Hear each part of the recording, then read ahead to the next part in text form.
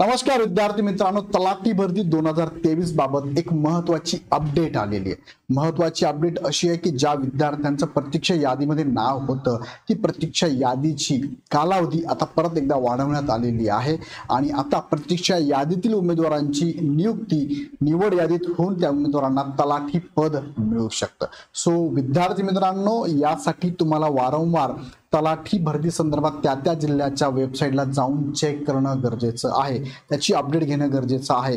तुमचं नाव कदाचित निवड यादीत येऊ शकतं, तुम्हाला डीवीला बोलवलं जाऊ शकतं आणि तुमची नियुक्ती पण होऊ शकते। सो तुम्ही कदाचित येणाऱ्या तलाठीची भरतीची ऍड वाट बघत असाल, कदाचित मागच्याच तलाठीमध्ये तुमची नियुक्ती झाली असू शकते।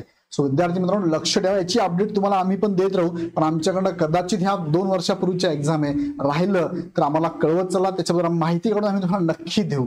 सो विद्यार्थी मित्रांनो, लक्ष या व्हिडिओमध्ये मला सांगू इच्छितो की निवड यादी प्रतीक्षा यादीची लांबी मुदत वाढवली आहे, या उमेदवारांना संधी मिळणार का? आणि लक्ष ठेवा, तलाठी निवड यादीत तुमचं नाव येऊ शकतं। थोडक्यामध्ये आपण माहिती घेऊया। माहिती घेण्यापूर्वी मला सांगू इच्छितो की इग्नाइट अकॅडमीकडनं तुमच्यासाठी येणाऱ्या पुढच्या एक्झामसाठी आपण बॅच चालू केलेली आहे, जी आहे तलाठी भरतीची बॅच। बघा, ही बॅच जी ऑलरेडी रेकॉर्डेड स्वरूपात आता अवेलेबल आहे। आपल्याला माहिती असेल जवळपास 2800 प्लस पदांसाठी तलाठी भरतीची जाहिरात येणं अपेक्षित आहे, पण आता ती ऍड येण्याच्या अगोदर सुद्धा आता पाठीमागच्या मुलांचं अपडेट मी तुम्हाला सांगणार आहे। सो ज्या विद्यार्थ्यांना अपकमिंग एक्झामसाठी तयारी करायची असेल तर तुम्हाला ही बॅच आहे फक्त 1999 प्लस जीएसटी मध्ये अवेलेबल आहे, आपण लगेच ही बॅच जॉईन करू शकता। आता पुढे बघूया आपण की या नोटिफिकेशन मध्ये काय सांगितलेलं आहे। बघा, हे नोटिफिकेशन वेबसाईटला आलेले आहे। हे नोटिफिकेशन आहे महसूल व वन विभाग मंत्रालयाकडून नोटिफिकेशन आलंय 7/5 म्हणजे 7 मे ला आलेलं हे नोटिफिकेशन 2025 ला। यात त्यांनी सांगितलंय सर्व विभागीय आयुक्त, सर्व जिल्हाधिकारी विषय तलाठी पदभरती 2023 बाबत हे अपडेट केलेलं आहे आणि त्यात त्यांनी सांगितलेल्या ह्या सगळ्या गोष्टी मी तुम्हाला पीपीटी मध्ये दाखवतो। त्यांनी काय सांगितलंय बघा, हे सगळे तुम्ही जर स्क्रीनशॉट घेऊ शकता। हे परिपत्रक आलेलं आहे संजय बनकर, सहसचिव महाराष्ट्र शासन यांच्या सहीनिशी आलेलं आहे। यात काय सांगितलं त्यांनी बघा, वन बाय वन आपण बघूया। इथे जसं की इथे सांगितलंय विषय तलाठी पदभरती 2023 बाबत आहे।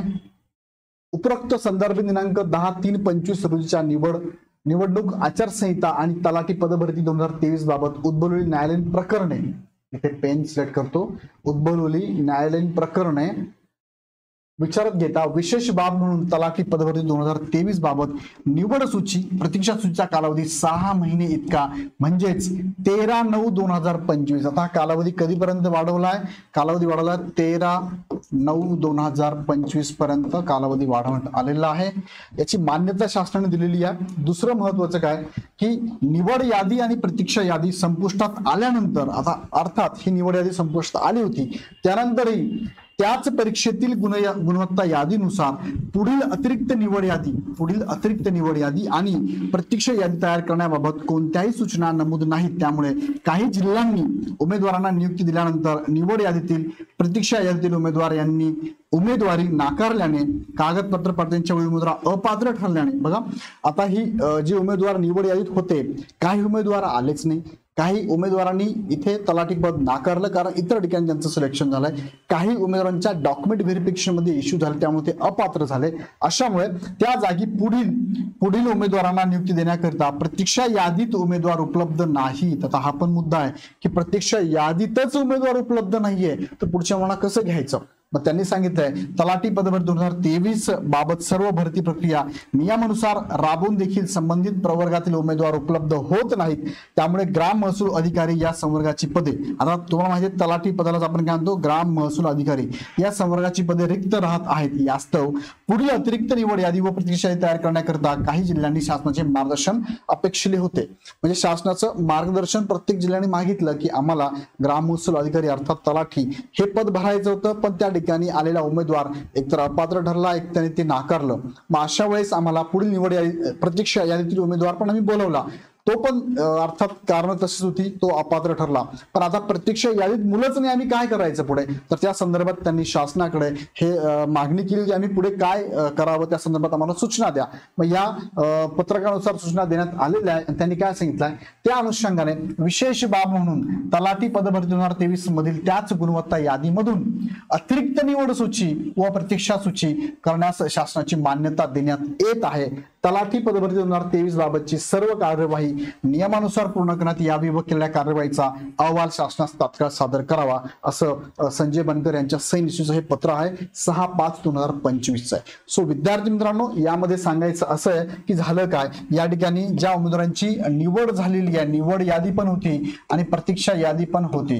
आता निवड यादीत उमेदवार फॉर एक्झाम्पल इथे 2 उमेदवार आहे, पण दोन्ही एकतर अपात्र ठरले असेल किंवा हे दोन्ही काय हे पद नाकारलंय. का नाकारलं? कारण त्याचं कुठेतरी सिलेक्शन झालेलं आहे, बरोबर आहे, डीव्ही मध्ये अपात्र ठरला असेल. मग त्यामुळे इकडनं प्रतीक्षा यादीतून उमेदवार इकडे बोलवण्यात आले, 2 उमेदवार प्रतीक्षा यादीतून आले. हे 2 आल्यानंतर यांच्या बाबतीत पण कदाचित हे अपात्र ठरले असेल किंवा यांनी नाकारलं असेल हे पद, कारण त्यांचं सिलेक्शन कुठेतरी झालं असेल. म्हणून आता परत एकदा हा प्रश्न उपस्थित झाला की आता परीक्षा यादीत मुलंच शिल्लक नाहीये, मग अशा वेळेस 2 उमेदवार निवडायचे, ते कुठून निवडायचे? मग अशा वेळेस हे नवीन परिपत्रक आलेलं आहे. परत एकदा प्रतीक्षा यादीमध्ये मुलं घ्यावीत, 2, 4, 6 जी काय मुलं घ्यावीत, त्यांची निवड यादी पण तयार करावी. त्यातली निवड यादीतून विद्यार्थ्यांना डीव्ही साठी बोलवावं आणि त्यांना नियुक्ती द्यावी. या संदर्भातलं हे पत्रक आलेलं आहे. या पत्रकात त्यांनी सांगितलं ही प्रोसेस लांबवण्यासाठी, वाढवण्यासाठी कालावधी वाढवण्यात आलाय.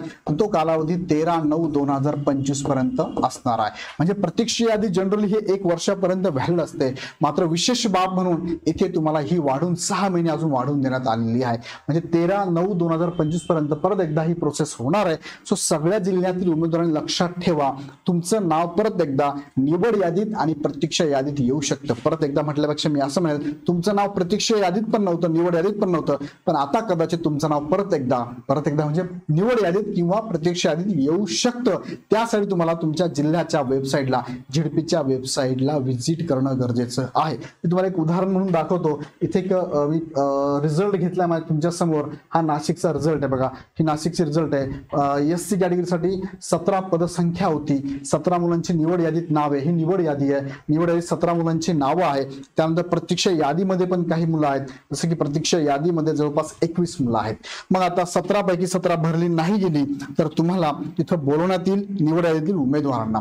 मग निवड यादीत जर मुलं नसतील तर परत या कॅटेगरीचे जे उमेदवार शिल्लक असतील त्यांना इकडे ओढण्यात येईल. म्हणजे एक तर प्रतीक्षा यादीमध्ये किंवा निवड यादीमध्ये बोलवण्यात येईल आणि परत एकदा त्यांचा डीव्ही होऊ शकतो. या संदर्भात तुम्हाला सगळे डिटेल्स त्याच वेबसाईटला बघायला मिळतील. बघा, या जसं तुम्हाला ही यादी प्रसिद्ध होईल त्यावेळेस तुम्हाला सांगितलं जाईल तुमचा डीव्ही कधी असणार आहे, कागदपत्र तपासणी कधी असणार आहे, कोणकोणती कागदपत्र लागतात, हे सगळे रेडी करून ठेवा. तुमच्याकडे असतील तर सांभाळून ठेवा, त्याचा इथे उपयोग होणार आहे.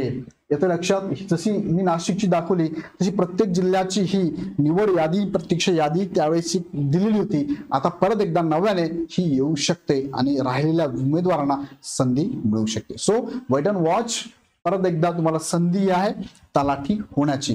आणि परत दुसरी संधी म्हणजे ज्यांनी तलाठी भरतीची परीक्षा दिलीच नव्हती, अपकमिंग तलाठीची भरतीची ऍड पण येणार आहे. त्यासाठी तुम्ही तयारी करत असाल तर तुमच्यासाठी रेकॉर्डेड बॅच इग्नाइट अकॅडमीकडनं लॉन्च केली आहे. जेव्हा ऍड येईल, जर लाईव्ह बॅच आम्ही लॉन्च केली तर याच फी मध्ये तुम्हाला लाईव्ह बॅच सुद्धा अवेलेबल असणार आहे. ह्या बॅच मध्ये तुम्हाला अनुभवी शिक्षकांचं मार्गदर्शन आहे, स्ट्रिक्टली न्यू पॅटर्न नुसार शिकवणी असणार आहे, पीडीएफ स्वरूपात सगळ्या नोट्स अवेलेबल आहे, डाऊट क्लिअरिंग सेशन आहे, टॉपिक वाईज टेस्ट आहे, full length test, subject wise, अशा पूर्ण तुम्हाला जवळपास 200+ टेस्ट इथे अवेलेबल करून देण्यात आलेली आहे. यासाठी तुम्ही लगेच ही बॅच जॉईन करू शकता. इग्नाइट अकॅडमीचा ऍप डाउनलोड करून परचेस करा.